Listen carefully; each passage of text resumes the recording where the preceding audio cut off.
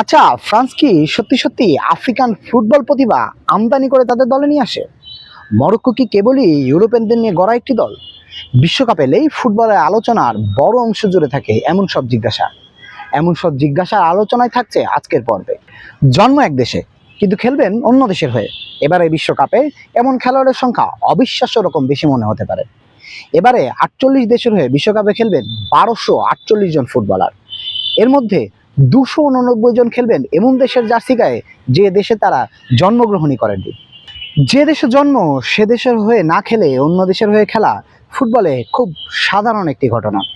আমাদের বাংলাদেশে এই মুহূর্তে ফুটবলের সবচেয়ে বড় তারকা হামজা চৌধুরীর জন্ম যেমন ইংল্যান্ডে, and we are lucky to have him in our national football team. এবারে বিশ্বকাপে ইংল্যান্ডে জন্ম নেওয়া মোট 49 জন ফুটবলার থাকবেন। তবে এদের মধ্যে 24 জনই থ্রি লায়ন্স জার্সি গায়ে চাপাবেন না, বরং তারা খেলবেন অন্য দেশের হয়ে। ইংলিশ বর্ন প্লেয়ারদের তালিকায় সবচেয়ে বড় নাম নিঃসন্দেহে আর্লিং ব্রুট হ্যালান্ড। অবিশ্বাস্য মনে হতে পারে, তবে নরওয়ের অনেক বছর পর বিশ্বকাপে নিয়ে আসার এই গল্পে এই তারকার জন্ম হয়েছিল ইংল্যান্ডের ওয়েস্ট ইয়র্কশায়ারে। তালিকার অন্যান্যদের মধ্যে আছেন ঘানার হয়ে খেলা আন্তোয়ান সেমেনিও, স্কটল্যান্ডের স্কট ম্যাকটিমনি, ইরাকের জিদান ইকবাল, ফ্রান্সের মাইকেল ওলিজে, ইয়েপ, লন্ডনের হ্যামার স্প্রেতে জন্ম নেওয়া ফ্রেঞ্চ তারকা স্ট্রেঞ্জ। যে ফ্রান্সকে নিয়ে সবচেয়ে বেশি সমালোচনা, তাদের বিশ্বকাপ দলে জায়গায় পেয়েছেন বিদেশে জন্ম নেওয়া মাত্র 3 জন তারকা। হ্যাঁ, অলিজে সহ ইতালিতে জন্ম নেওয়া মার্কাস থোরাম এবং আইভারি কোস্টে জন্ম নেওয়া গোলকিপার ব্রাইস সাম্বা আছেন দ্বিতীয় দেশমের চূড়ান্ত স্কোয়াডে। মাত্র 3 জন, হ্যাঁ। তবে চমকের এখানেই শেষ নয়, বাকি আছে অনেকটা। কারণ ফ্রান্সে জন্ম নিয়েছেন অথচ এবারে বিশ্বকাপে অন্য দেশের হয়ে খেলবেন এমন খেলোয়াড় আছেন মোট 75 জন।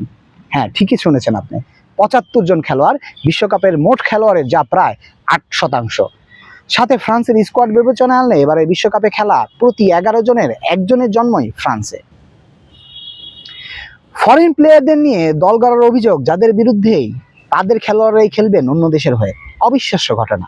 তবে জাতীয় পর্যায়ে আফ্রিকা মহাদেশকে ফুটবলার সরবরাহ করছে না শুধু ফ্রান্স, তাদের ইউথ সিস্টেম থেকে ক্লাব ফুটবলে সবচেয়ে বড় এবং সবচেয়ে বেশি সংখ্যক খেলোয়াড় সরবরাহ করে আসছে অনেক দিন থেকেই। ক্লাব পর্যায়ে ফ্রান্সরা এখনও ইউরোপ সেরা।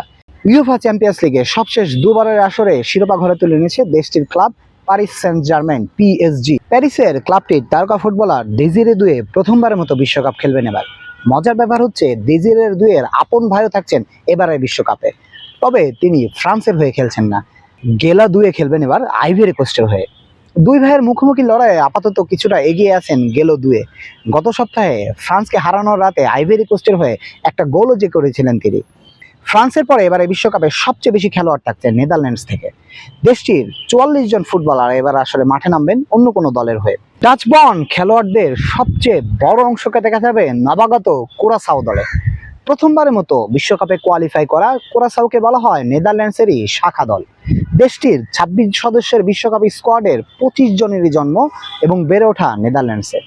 বিশ্বকাপের ইতিহাসে এত বেশি ফরেন বর্ন প্লেয়ার নিয়ে কোনো দলকে এর আগে বিশ্বকাপে যেতে দেখা যায়নি।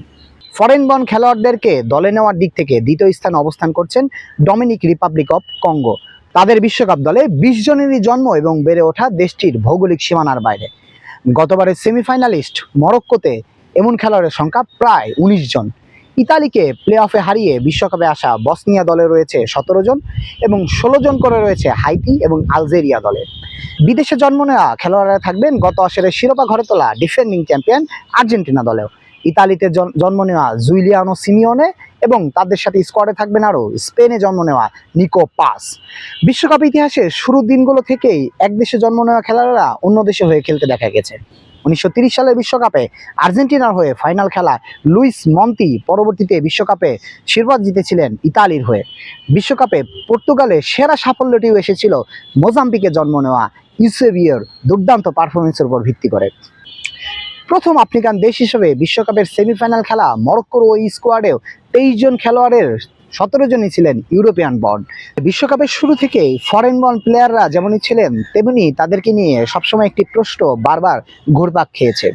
মাঠের খেলায় তারা না হয় কোনো দেশকে প্রতিনিধিত্ব করে নেন ফুটবল পায়, কিন্তু সত্যিকারের ফুটবল সংস্কৃতিকে তারা কতটা রিপ্রেজেন্ট করতে পারেন খেলাটির সর্বোচ্চ মঞ্চে? আপনাদের কি মনে হয়? কমেন্ট করে তা অবশ্যই জানিয়ে দিন। আর আমাদের সাথেই থাকুন, পরবর্তী কোনো ভিডিওতে দেখা হবে। ততদিন পর্যন্ত ভালো থাকুন, সুস্থ থাকুন। আল্লাহ হাফেজ।